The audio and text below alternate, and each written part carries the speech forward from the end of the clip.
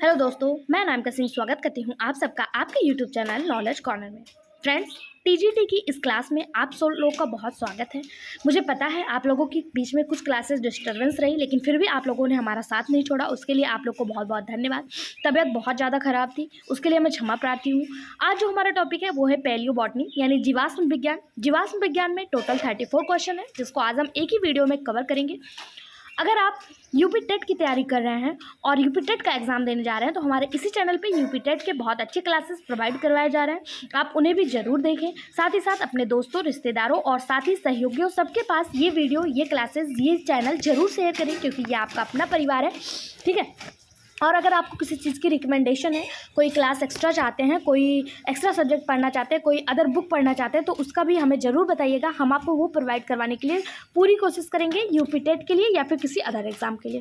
ठीक, अब हम टाइम को ना वेस्ट करते हुए स्टार्ट करते हैं। आज हम पढ़ेंगे पेलियो बॉटनी। पेलियो बॉटनी में जिसमें हम जीवाश्म के प्रकार, जीवाश्मीकरण यानी कि फॉस्फोराइजेशन, भूवैज्ञानिक समय सारणी एवं इसका महत्व, रायनिया की संरचना एवं प्रजनन, इन सब के बारे में इंपॉर्टेंट क्वेश्चन जो अभी तक किसी न किसी एग्जाम में देखे गए हैं और उसके एक्सप्लेनेशन से ऐसे क्वेश्चन जो हमें डायरेक्ट इनडायरेक्ट एग्जाम में देखने को मिल सकते हैं, उसे पढ़ने की पूरी और समझने की कोशिश करेंगे। आई होप आपको हमारा वीडियो पसंद आएगा। आगे बढ़ने से पहले अगर अभी आप चैनल पर नए हैं तो चैनल को फट से सब्सक्राइब कर लीजिए और वीडियो को लाइक जरूर करिए। साथ ही साथ एक और इम्पॉर्टेंट जानकारी आपको दे देते हैं, उसके बाद ही क्लास स्टार्ट करते हैं, जिससे बीच में डिस्टर्बेंस ना हो।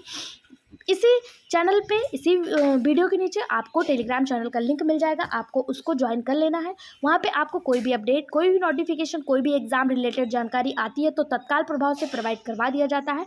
और इस सारे क्लासेस के वीडियो के जो PDF है वो भी आपको वहाँ पे प्रोवाइड करवा दिया जाता है, इसलिए टेलीग्राम चैनल को भी जरूर ज्वाइन करें।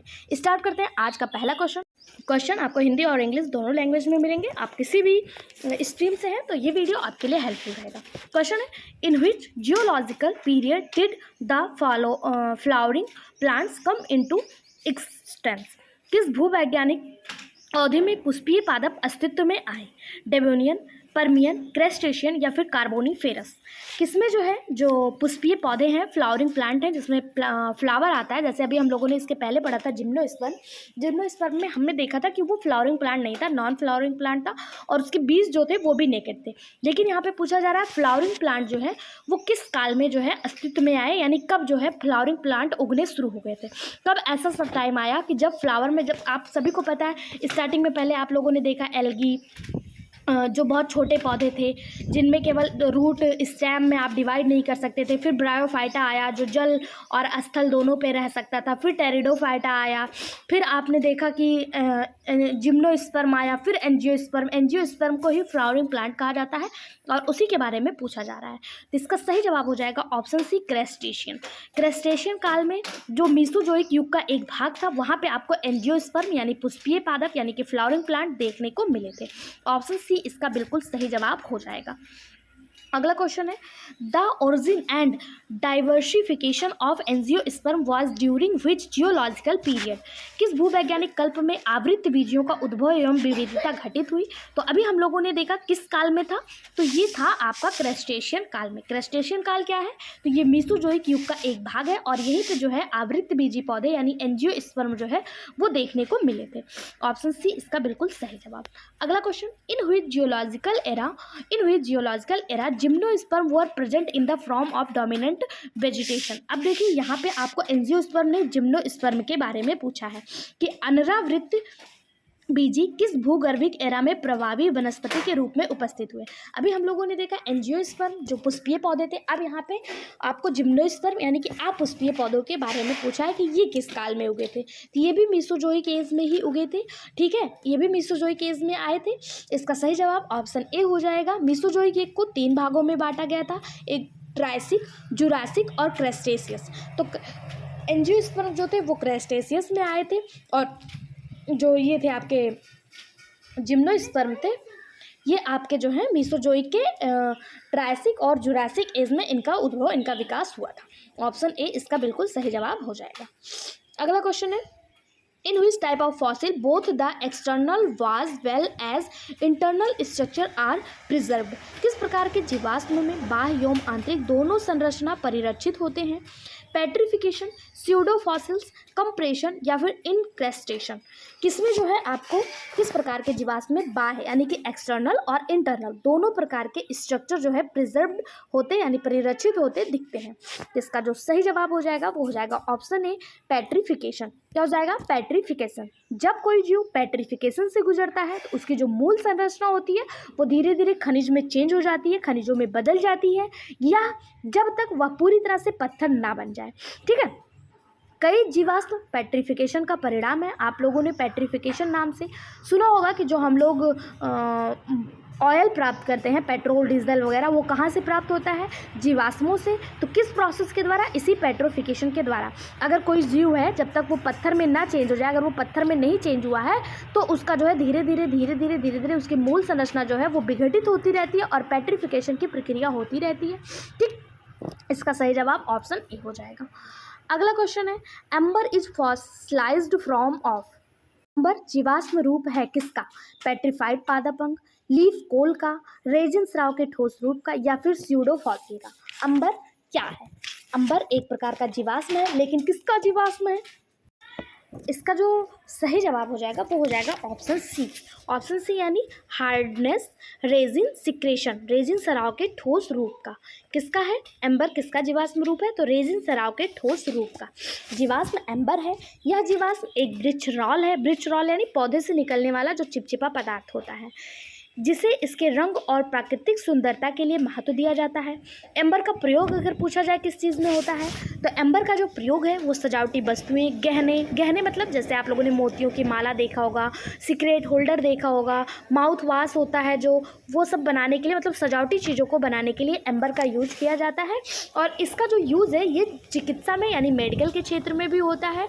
इसको जो है एजेंट के रूप में यूज किया जाता है। ठीक, इसका सही जवाब ऑप्शन सी हो जाएगा, ये रेजिन सराव के ठोस से निकलता है। अगला क्वेश्चन है, the angiosperm were developed in. Angiosperm विकसित हुए थे। एंजियोस्पर्म किस काल में विकसित हुए? तो अभी हम लोगों ने देखा एंजियोस्पर्म जो है वो कहाँ पे हुए थे। तो एंजियोस्पर्म जो है अभी हम लोगों ने देखा था वो मीसोजोइक एरा के किस में हुए थे? मीसोजोइक एरा के क्या कहते हैं उसको, क्रस्टेशियस में हुए थे। लेकिन यहाँ पे जो आपको सही मार्क करना है, यहाँ पे जो दिया है वो है सीनोजोइक महाकल्प। क्या दिया है? सीनोजोइक महाकल्प। सीनोजोइक कब आता है? तो सबसे पहले आपका जो आता है वो आपका आता है, यहाँ पे देखिए, रुकिए आपको मैं कुछ समझा देती हूँ। अगर आप कहेंगे कि यहाँ पे मतलब कैसे मीसोजोइक अभी आप बता रही थी, अब आप सीनोजोइक बता रही हैं, तो आपको एक चीज़ बता देती हूँ, रुकिए। ठीक है, जहाँ पर जो है मीसोजोइक महाकल्प जो है इंड होता है, वहीं पे सीनोजोइक स्टार्ट होता है, इसलिए ये यहाँ पे बिल्कुल सही जवाब हो जाएगा ऑप्शन सी। ठीक है, अगला क्वेश्चन देखते हैं। यहाँ पे पूरा चार्ट दिया है कौन सा किस एरा में कौन सा है। अगला है, Which one is the most primitive among the following is geological time scale। Geological time scale द्वारा निम्नलिखित में से सबसे प्राचीन कौन सा है? चार नाम आपके सामने दिया और पूछा जा रहा है कि सबसे प्राचीन कौन सा है। लाइकोपोडियम, सिलेजिनेला, इक्विसिटम या फिर साइलोटम। सही जवाब हो जाएगा ऑप्शन डी, साइलोटम। साइलोटम लगभग 400 मिलियन से अधिक वर्षों से पृथ्वी पर विद्यमान है, जिस कारण इसे प्राचीन पौधा माना जाता है। इसे 400 मिलियन वर्ष पूर्व डेवोनियन काल में आदिम समोहिनी पौधे क्या होते हैं? जिसमें वैस्कुलर बंडल प्रेजेंट हो, वैस्कुलर बंडल जैसे जाइलम और फ्लोएम। ठीक है, ये जो है सबसे प्रिमिटिव टाइप का है, ऑप्शन डी बिल्कुल सही जवाब हो जाएगा। अगला है, which one is not a fossil type. कौन जीवाश्म का प्रकार नहीं है? आपके सामने चार नाम दिया, पूछा कौन जीवाश्म का प्रकार नहीं है। जीवाश्म क्या होते हैं? जो क्या कहते हैं, फॉसिल बन चुके हों, जो ख़त्म हो चुके हों। यहाँ पे पूछा जा रहा है कौन सा जीवाश्म का प्रकार नहीं है। कोलबाल, अंबर, कंपैक्शन और बेसाल्ट, कौन सा जीवाश्म नहीं है? तो आप लोगों को नाम से स्पष्ट हो रहा होगा, यहाँ पे जो बेसाल्ट है ये एक प्रकार की चट्टान है। जब ये चट्टान है तो ये जीवाश्म कैसा होगा? ये ज्वालामुखी चट्टान है। ठीक है, तो ऑप्शन डी इसका बिल्कुल सही जवाब हो जाएगा। अगला question, which of the following plant was first known is fossil state but was later discovered in living state as well. निम्नलिखित में से कौन सा पौधा पहले जीवाश्म अवस्था में जाना जाता था लेकिन बाद में जीवित अवस्था में खोजा गया था? ऑप्शन है आरोकेरिया, साइकस, मेटासिकोया, अगैथियस। इसका जो सही जवाब हो जाएगा वो हो जाएगा ऑप्शन सी, मेटासिकोया। मेटासिकोया पहले जीवाश्म अवस्था में जाना जाता था, लेकिन बाद में इसके बहुत सारी प्रजातियां इधर उधर देखने को मिली, इसलिए इसे जीवित अवस्था में इसको मतलब खोज हो गया, इसलिए ये जो है अब जीवित अवस्था में खोजा गया। अब इसे जो है जीवाश्म के रूप में नहीं देखा जाता है।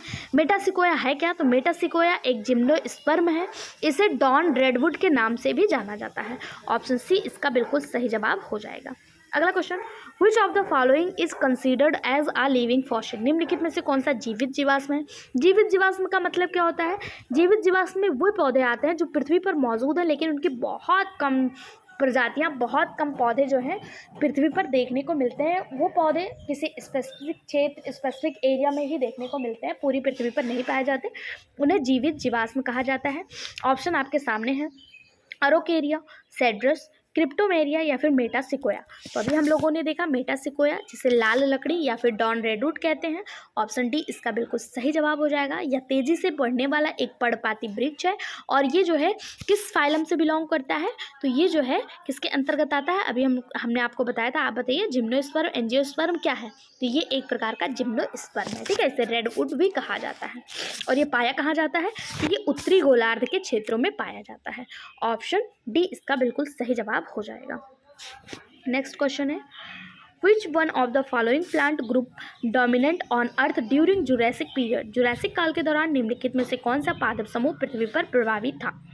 चार नाम आपके सामने, बेनिटेल्स, कोनीफेरल्स, नेटल्स या फिर रेनल्स। इसका सही जवाब हो जाएगा ऑप्शन ए, बेनिटेल्स। जुरैसिक काल के दौरान, जुरैसिक काल वही पीरियड है जिसमें आप लोगों ने डायनासोर का देखा होगा काल। उसी दौरान जो है पृथ्वी पर वनस्पतियों का भी विकास हुआ था। उसी दौरान पृथ्वी पर डायनासोर का काल चल रहा था। इसे क्रेस्टेशन, अर्ली क्रेस्टेशियन एरा भी कहा जाता है, ठीक है। तो पैरेलल चीज़ें डेवलप हो रही थी ना, जरूरी थोड़ी ना कि जिस टाइम मानव का विकास हो रहा था उस टाइम वनस्पति अपना मतलब एक जगह रुके हुए थे, ऐसा भी नहीं था। तो पैरेलल इनका भी विकास हो रहा था। तो जो जुरैसिक काल है उसे बेनिटेल्स नामक पौधे के वनस्पति के प्रभाव के रूप में जाना जाता है और यह भी इस पौधे पर विलुप्त क्रम है जो पहली बार पर्मियन काल में प्रकट हुआ था, ठीक है। ऑप्शन ए इसका बिल्कुल सही जवाब हो जाएगा। अगर पूछा है कि ये बेनिटेल्स क्या है, तो इसे साइकेडियोइड्स के नाम से भी जाना जाता है। इसका एक और नाम है, क्या नाम है? साइकेडियोइड्स। इसे साइकेडियोइड्स के रूप में भी जाना जाता है। ऑप्शन ए इसका बिल्कुल सही जवाब हो जाएगा। अगला question, the first evidence of life on earth dates back to about. पृथ्वी पर जीवन का पहला प्रमाण लगभग मिला, मतलब पृथ्वी पर जो जीवन का पहला प्रमाण है वो कितने ईयर पूर्व मिला था? इसका सही जवाब हो जाएगा ऑप्शन बी, 3.5 बिलियन वर्ष पूर्व, ठीक है। पृथ्वी पर जीवन का जो पहला प्रमाण है वो 3.5 से 3.7 बिलियन वर्ष पूर्व देखने को मिलता है। कहीं कहीं मैंने 4.5 बिलियन भी पढ़ा है, लेकिन इस बुक में जो सही मार्क है वो ऑप्शन बी किया हुआ है। सबसे पहले आप सभी को पता है पृथ्वी पर जो चीज़ें आई थी उसमें सूक्ष्म जीव था। वैसे साइंस के अनुसार, अगर हम विज्ञान पढ़ रहे हैं तो विज्ञान के अनुसार सबसे पहले जो पृथ्वी पर लिविंग चीज़ आई थी उसका नाम था क्वेसरवेट नामक कोशिका। जो जल में पाया गया था उसका नाम क्या था? क्वेसरवेट नामक कोशिका थी जो आई हुई थी, ठीक है। ऑप्शन बी इसका बिल्कुल सही जवाब यहाँ पे दिया हुआ है। अगला question, life originated in the era. जीवन की उत्पत्ति का महाकल्प कौन सा है? प्रीकैम्बियम, प्रेट्रोजोइक, मीसोजोइक या फिर सीनोजोइक। तो सही जवाब हो जाएगा ऑप्शन ए, प्रीकैम्बियन।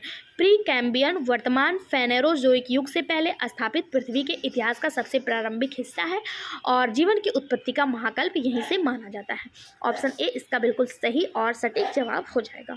अगला question, which of the following was discovered by Kitson and Lang from the Devonian. निम्नलिखित में से किसका वर्णन तथा लैंग ने डेवोनियन से किया?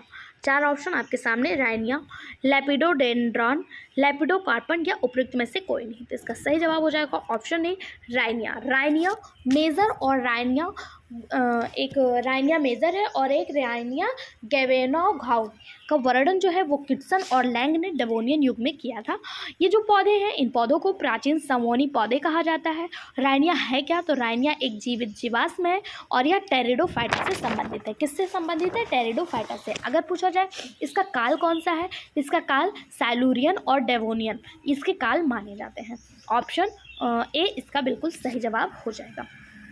अगला क्वेश्चन देखते हैं, which is the age of prokaryotic microbes prokaryotic सूक्ष्मजीव की आयु क्या है, यानी कि प्रोकैरियोटिक सूक्ष्मजीव कब उद्भव हुए, उनकी आयु क्या है। तो इसका सही जवाब हो जाएगा प्रीकैम्बियम युग में, ऑप्शन ए बिल्कुल सही जवाब। वर्तमान फेनोरोजोइक युग से पहले स्थापित पृथ्वी के इतिहास का सबसे प्रारंभिक भाग था जब प्रोकैरियोटिक जीव पृथ्वी पर आए थे, ऑप्शन ए बिल्कुल सही जवाब। अगला, the remains of Archaeozoic era contain evidence of आर्कजीवा यानी आर्क्योजोइक कल्प में पाए जाने वाले अवशेष प्रमाण दर्शाते हैं no life, bacteria and algae, bryophyta या टेरिडोफाइटा। तो हम सभी को पता है इसमें जो आया था वो जीवाणु यानी बैक्टीरिया और एल्गी था। आर्किजोइक कल्प में जो आने वाले थे वो कौन से अवशेष के प्रमाण है, जीवाणु और शैवाल के। ऑप्शन बी इसका बिल्कुल सही जवाब हो जाएगा। अगला question, the first seed plant appeared during, पहला बीज पौधा किसके दौरान दिखाई दिया, यानी कौन से काल में पहला जो है सीड प्लांट देखने को मिला था। ऑप्शन सिल्यूरियन, डेवोनियन, कार्बोनिफेरस या क्रेस्टेशियन। तो इसका सही जवाब हो जाएगा ऑप्शन बी डेवोनियन। डेवोनियन युग के मध्य में पौधों के कई समूहों ने जैसे पत्ती, वास्तविक जड़ आदि विकसित होने शुरू हो गए थे और इस अवधि के अंत तक पहला सीड प्लांट जो है वो दिखाई दिया था। ऑप्शन बी इसका बिल्कुल सही जवाब हो जाएगा। अगला क्वेश्चन देखते हैं। अगला क्वेश्चन है, सारे क्वेश्चन आपके लिए बहुत ज़्यादा इंपॉर्टेंट है, अगर आपको अच्छा लग रहा हो तो प्लीज़ वीडियो को लाइक और चैनल को सब्सक्राइब जरूर करें। अगला क्वेश्चन है, primitive atmosphere of earth was, पृथ्वी का प्रारंभिक वायुमंडल था, पृथ्वी का प्रारंभिक वायुमंडल जो था वो कैसा था, क्या वो रिड्यूसिंग था, ऑक्सीडाइजिंग था, नेचुरल था या नॉर्मल था। तो अगर ऑक्सीडाइजिंग रहता तो स्टार्टिंग से ही पृथ्वी पर जो है लिविंग चीज़ें पाई जाती, लेकिन पहले पृथ्वी पर लिविंग चीज़ें नहीं पाई जाती थी।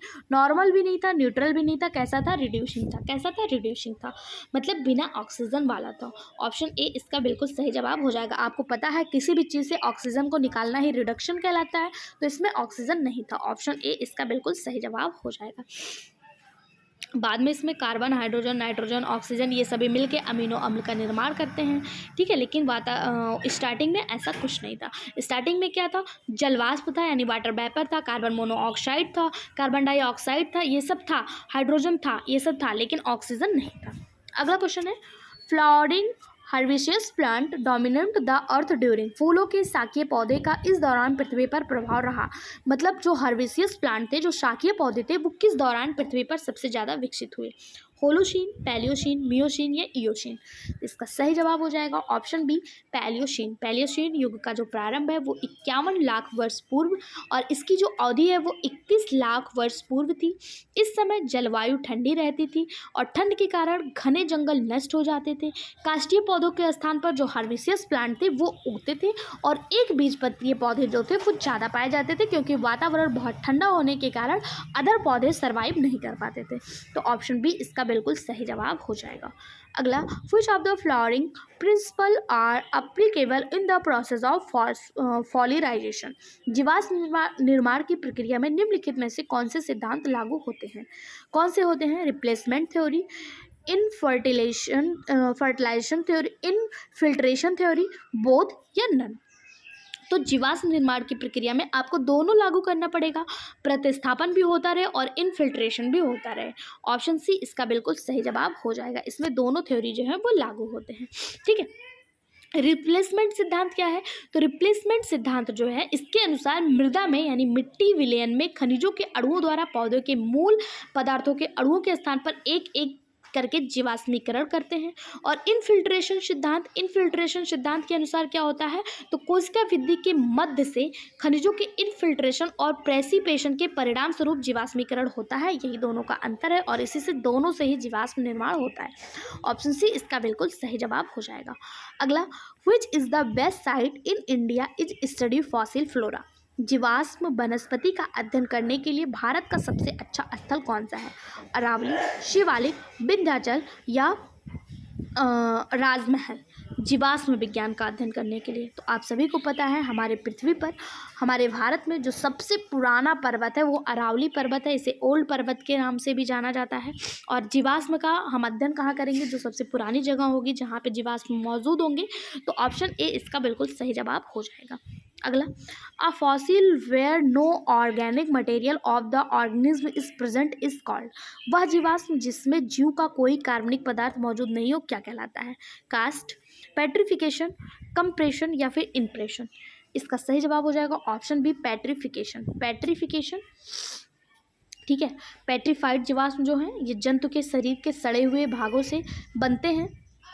जब मृत्यु हो जाती है उसके पश्चात जो जंतु होते हैं उनके कोमल भाग सड़ने लगते हैं, गलने लगते हैं, समाप्त हो जाते हैं और जो मांसाहारी जंतु उनके द्वारा खा लिए जाते हैं। लेकिन जो कड़े भाग होते हैं, जो जैसे हड्डी वगैरह होती है, ये समुद्र की तलछट पर दब जाते हैं, जिससे क्या होता है, ये कार्बन जो है धीरे धीरे समाप्त हो जाता है और खनिज पदार्थ जो है जमा हो जाते हैं और इससे पेट्रिफिकेशन होता है, पेट्रोल डीजल आदि का निर्माण होता है। ऑप्शन बी इसका बिल्कुल सही जवाब हो जाएगा।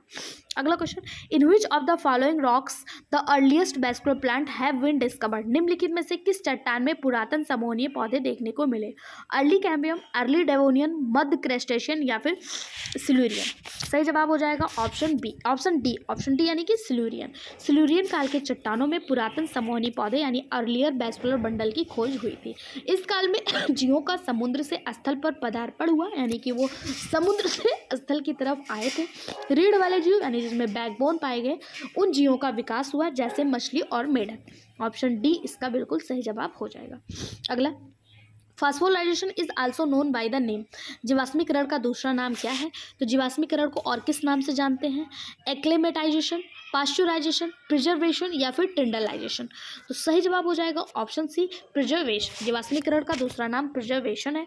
टिंडलाइजेशन आप लोग जानते होंगे, जब प्रकाश को एक प्रिज्म से गुजारा जाता है और प्रकाश कई रंगों में बिखर जाता है, इसी को टिंडलाइजेशन कहते हैं। ठीक है, इसे टिंडल इफेक्ट भी कहा जाता है। ऑप्शन सी इसका बिल्कुल सही जवाब हो जाएगा। अगला, the branch that deal with the plant life of the geological parts is called. पूरा काल में पाई जाने वाली वनस्पतियों का अध्ययन किस शाखा में करते हैं, उसे क्या कहते हैं? यानी जो वनस्पति पूरा काल में पाई जाती थी उनका अध्ययन किस शाखा के अंतर्गत करते हैं? टेरिडोलॉजी, पैलियोबॉटनी, न्यूरोलॉजी या आर्कियोलॉजी। सही जवाब हो जाएगा ऑप्शन बी, पैलियोबॉटनी। पूरा काल में पाई जाने वाली वनस्पतियों का अध्ययन जिस शाखा के अंतर्गत करते हैं उन्हें पैलियोबॉटनी कहा जाता है। इसमें पादप के जीवाश्मों का अध्ययन किया जाता है। वही बात करें न्यूरोलॉजी की, तो आप सभी को पता है इसमें ब्रेन का अध्ययन किया जाता है। टेरिडोलॉजी इसमें फर्न और संबंधित पौधे का, और आर्कियोलॉजी जो है विज्ञान की वह शाखा है जिसके अंतर्गत पुरातत्व व अवशेषों का अध्ययन करते हैं, अवशेष और पुरातत्व का। ठीक, सही जवाब ऑप्शन बी हो जाएगा। अगला question, fossil are found in. जीवाश्म पाए जाते हैं, जीवाश्म कहाँ पाए जाएंगे? अग्नेय रॉक, क्वार्टर्स, सॉइल या सेडिमेंट्री रॉक। तो जीवाश्म जो है ये सेडिमेंट्री रॉक में पाए जाते हैं, अवसादी चट्टानों में पाए जाते हैं। अवसादी चट्टान जो निर्माण होता है ये नदियों द्वारा लाए गए अवक्षेपों से होता है। जैसे ये नदी है, यहाँ से लेकर आ रही है, अवक्षेप ला रही है और उसमें डाल रही है, तो उसमें बहुत सारे जीवाश्म रहते हैं, तो इसी में जो है फॉसिल का निर्माण हो जाता है। ऑप्शन डी इसका बिल्कुल सही जवाब हो जाएगा। ये परत दर परत बनती रहती है। अगला, the main source of energy is deep sea water can be. गहरे समुद्र पानी में ऊर्जा का प्रमुख स्रोत कौन सा है? तो देखिए, ऊर्जा का प्रमुख स्रोत तो वैसे शन होता है, लेकिन यहाँ पे क्वेश्चन जो पूछा गया है वो थोड़ा घुमा के पूछा गया कि गहरे समुद्र के पानी में। तो समुद्र जो होता है इसके पानी में सूर्य का प्रकाश अंदर तक नहीं पहुँच सकता, डीप तक नहीं पहुँचता है, क्योंकि ऊपर बहुत से प्रकार के एल्गी, बहुत से प्लांट इसके प्रकाश को रोक लेते हैं। तो यहाँ पे ऊर्जा का प्रमुख स्रोत क्या है? तो यहाँ पे ऊर्जा का जो प्रमुख स्रोत होता है ये फॉसिल होते हैं, जीवाश्म होते हैं। ठीक है, जबकि अगर ऊर्जा का प्राथमिक स्रोत पूछा जाए तो वो सन होता है, सिवाय गहरे समुद्र के पानी को छोड़कर। ऑप्शन डी इसका बिल्कुल सही जवाब हो जाएगा। अगला, petrification, impression and compression are type of. Petrification, impression और कॉम्प्रेशन प्रकार है किसका है? तो अभी हम लोगों ने देखा था फॉसिल का। किसका प्रकार है? फॉसिल का। ठीक है, ऑप्शन ए इसका बिल्कुल सही जवाब हो जाएगा। ये सबसे आम कीट जीवाश्म है। अगला, which of these is a world famous paleobotanist। इनमें से कौन विश्व प्रसिद्ध पुरा वनस्पतिक शास्त्री हैं? आपके सामने चार नाम, professor SR Kashyap, doctor JC Bose, professor Birbal Saini और प्रोफेसर KC मेहता। ये क्वेश्चन आपका LT ग्रेड 2026 में देखने को मिला था। इसका सही जवाब हो जाएगा option C, professor Birbal Saini. ये विश्व प्रसिद्ध पुरा वनस्पतिक शास्त्री है। अगर आपसे पूछा जाए प्रोफेसर बीरबल सैनी इंस्टीट्यूट कहाँ पे है, तो ये लखनऊ में स्थापित है और इसकी स्थापना 1946 में हुई थी। ठीक है, ये जो प्रोफेसर बीरबल साहनी है ये पूरा वनस्पति शास्त्री है और पैलियोबॉटनी की स्थापना जो है इन्हीं के द्वारा किया गया था। अगर पूछा जाए इनकी मृत्यु कब हुई, तो 1949 में इनकी मृत्यु हुई थी। इनका प्रमुख योगदान भारत के जीवाश्म पौधों के अध्ययन और पौधे के विकास में है। ऑप्शन सी इसका बिल्कुल सही जवाब हो जाएगा। अगला question, Birbal Saini institute of palaeobotany is situated at. Birbal Saini institute of palaeobotany कहाँ स्थित है? अभी वही चीज़ें मैंने आपको बताया, कहाँ पे? लखनऊ में स्थित है। कब हुआ था स्थापना? 1946 में। तो एक्सप्लेनेशन से भी क्वेश्चन डायरेक्ट इनडायरेक्ट एग्जाम में देखने को मिलते हैं, तो इसे भी आप ज़रूर याद करके रखिएगा। अगला, फादर ऑफ इंडियन पैलियोबॉटनी, भारतीय पुरातत्व के जनक कौन है? तो अभी हम लोगों ने देखा भारतीय पुरातत्व के जनक कौन है, प्रोफेसर बीरबल सैनी। प्रोफेसर बीरबल सैनी जो है ये भारतीय पुरातत्व के जनक है। जबकि अगर बात करें पी महेश्वरी की तो ये एम्ब्रियोलॉजिस्ट हैं, एम्ब्रियोलॉजिस्ट।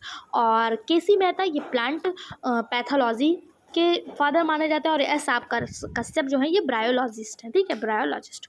ऑप्शन ए इसका बिल्कुल सही जवाब हो जाएगा। अगला, the branch of botany dealing with extinct plant is called, वनस्पति विज्ञान की शाखा जो विलुप्त पौधों को बताती है वो क्या कहा जाता है? मतलब वनस्पति विज्ञान की वह शाखा जो ये बताती है कि कौन सा पौधा विलुप्त हो गया है, उस शाखा को क्या कहेंगे? साइटोलॉजी? तो नहीं, साइटोलॉजी के अंतर्गत हम कोशिका का अध्ययन करते हैं। जीवाश्म वनस्पति विज्ञान, तो नाम से ही स्पष्ट हो रहा है, पैलियोबॉटनी यानी जीवाश्म वनस्पति विज्ञान, यानी जो विलुप्त हो गए हैं जिनका केवल जीवाश्म ही प्राप्त हो रहा है। यह जीवाश्म विज्ञान का ऐसा क्षेत्र है जिसमें पूरे भूगर्भिक इतिहास में पौधे का अध्ययन किया जाता है और यह मुख्य रूप से जीवाश्म रिकॉर्ड और पौधे के विकासवादी इतिहास से संबंधित होता है।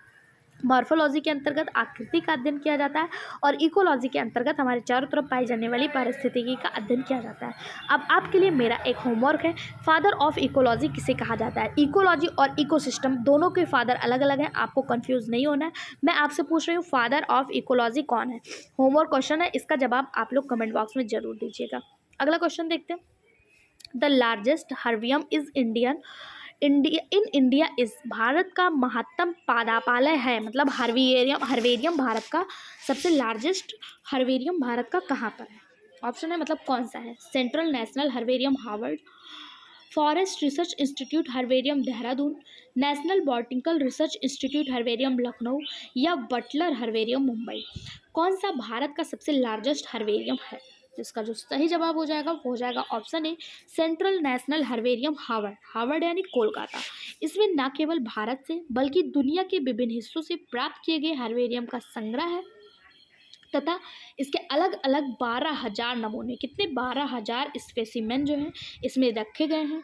यह न केवल भारत अपितु एशिया का सबसे बड़ा हर्बेरियम है। अगर यहाँ पे भारतवर्ष का पूछा है, भारतवर्ष का ना पूछ के आपको एशिया का पूछ ले तो भी आपका यही होगा, हार्वर्ड यानी कि कोलकाता वाला, ठीक है। अगर पूछा जाए इसकी स्थापना कब हुई तो इसकी स्थापना 1973 में विलियम ROX लिखा जाता है, रॉसबर्ग पढ़ा जाता है, लिखा जाता है ROX, ठीक है, रॉसबर्ग के द्वारा ईस्ट इंडिया कंपनी के वनस्पति उद्यान कोलकाता के परिसर में हुआ था, ठीक है। ऑप्शन ए इसका बिल्कुल सही जवाब हो जाएगा। पेलियोबॉटनी के 34 क्वेश्चन यहाँ पे कंप्लीट होते हैं। नेक्स्ट टॉपिक में, नेक्स्ट क्लास में हम लोग एंजियोस्पर्म के इंपॉर्टेंट क्वेश्चन पढ़ेंगे। आपको जो बताना है वो बताना है होमवर्क में, फादर ऑफ इकोलॉजी ज़रूर बताइएगा, हम आपके आंसर का वेट करेंगे। वीडियो कैसा लगा वो भी बताएं और अगर आप यूपी टेट की तैयारी कर रहे हैं तो भी हमारे चैनल से ज़रूर जुड़े रहें। ये सारे वीडियो आपको यूपी टेट और TGT दोनों में हेल्प करेंगे। वीडियो में बने रहने के लिए बहुत बहुत धन्यवाद।